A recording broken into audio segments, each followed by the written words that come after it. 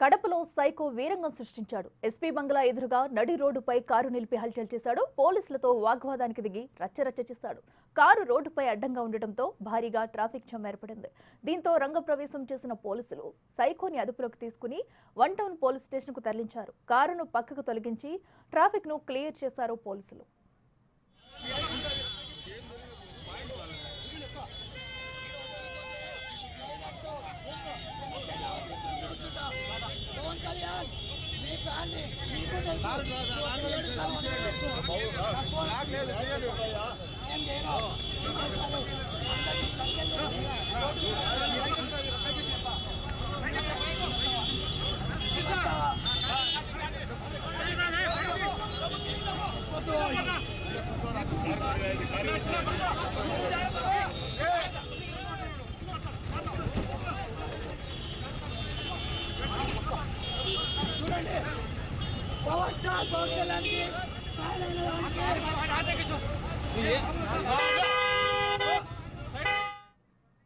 ఇదే అంశానికి సంబంధించి మరింత సమాచారం మా ప్రతినిధి శ్రీనివాస్ అందిస్తారు. శ్రీనివాస్, చెప్పండి.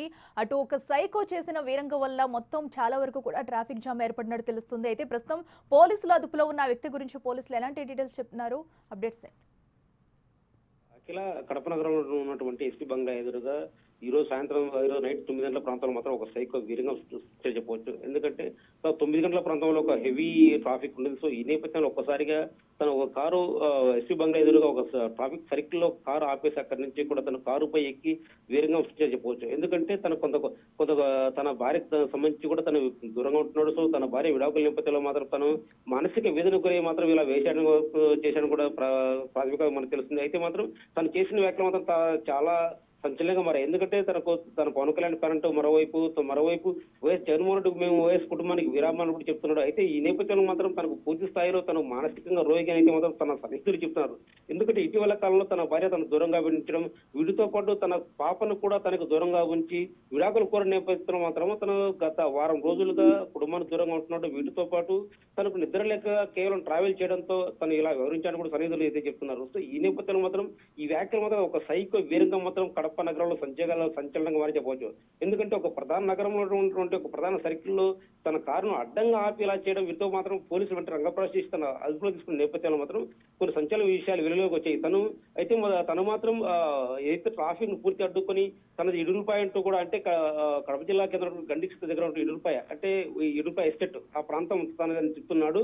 అయితే మాత్రం దీనిపై సంబంధించి మాత్రం పోలీసులు వెంటనే అదుపులో తీసుకొని తను అయితే విచారిస్తున్నారు. అయితే మాత్రం ఈ ప్రాథమిక తెలిసిన అంశాల ప్రకారం మాత్రం తను ఒక సైకోగా మారాడు. కేవలం కుటుంబ విభేదాల నేపథ్యంలో మాత్రం తన భార్య తన దూరంగా వచ్చిన తన పాపను కూడా తన కళనీకులు చేసిన నేపథ్యంలో మాత్రం తనకు కళలు వస్తున్నాయి. తన పాపను అత్యాచారం చేశారు, చంపారంటూ కూడా తన వ్యాఖ్యలో పేర్కొన్నారు. అయితే వీరన్నీ కూడా తన స్నేహితులు కొట్టిపారేశారు. కేవలం తను భార్యతో విడాకులు కోరడం, భార్య దూరం ఉంచడం, సో ఈ నేపథ్యం అలా వివరించాలని కూడా తన సన్నిహితులు చెప్పడం కొంత సంచలనంగా మారి చెప్పవచ్చు. అఖిల, శివ, అయితే ఇప్పుడు తను ఒక పవన్ కళ్యాణ్ ఫ్యాన్ అంటూ కూడా చెప్పడం ఒక వివాదం అని చెప్పుకోవాలి. సో ఎందుకంటే తన మానసిక పరిస్థితి కూడా బాలేదంటూ కూడా చెప్పుకొస్తున్నారు. సో నిజంగానే ఇంట్లో తనకి గొడవలు ఉన్నాయా? అసలు వారి కుటుంబ సభ్యులు ఎవరినన్నా ఇప్పటి వరకు పోలీసులు అయితే విచారించారో? ఖచ్చితంగా అఖిల, ఎందుకంటే తను చేసిన వ్యాఖ్యలు, తన పవన్ కళ్యాణ్ అభిమానిని, ఈ పవన్ కళ్యాణ్కి ఓటేశాను, పవన్ కళ్యాణ్ చంపేస్తారంటూ ఓటేశాను, సో కూటమికి తనకు వైఎస్ కుటుంబాన్ని అభిమానప్పటికీ కూడా పవన్ కళ్యాణ్ చంపేస్తారంటూ కూడా తను చేసిన వ్యాఖ్యలు మాత్రం ఖచ్చితంగా తన మానసిక స్థితికి అద్దం పడుతున్నాయి. ఎందుకంటే కేవలం తన కుటుంబ వివాదాల నేపథ్యంలో తన కుటుంబం తను పూర్తిగా ఉంచడం, తన భార్య తన పూర్తి దూరంగా ఉంచడం, తర్వాత తన పాపను కూడా కలవనీయకుండా చేయని నేపథ్యంలో మాత్రం తన ఒక సైకోగా మారాడు. కేవలం తన ఒక సాఫ్ట్వేర్ ఉద్యోగం బెంగళూరు కేంద్రంగా తన ఉద్యోగం చేస్తున్నాడు. తన జీతం కూడా 1,50,000 కూడా తన సన్నిహితులు చెప్తున్నారు. అయితే కేవలం కుటుంబ వ్యవహారాల నేపథ్యంలో, తన వివాదాల నేపథ్యంలో మాత్రం ఇలాంటి వ్యాఖ్యలు చేశారు. రాజకీయాలకు ఈ వ్యాఖ్యలకు ఎలాంటి సంబంధం లేదని కూడా తెలుస్తుంది. కేవలం తన మానసిక రోగి, అంటే మెంటల్ గా డిస్టర్బ్ కావడం వల్ల ఇలాంటి వ్యాఖ్యలు చేశారని కూడా తెలుస్తుంది. అఖిల, రైట్ శివ, థ్యాంక్ యూ.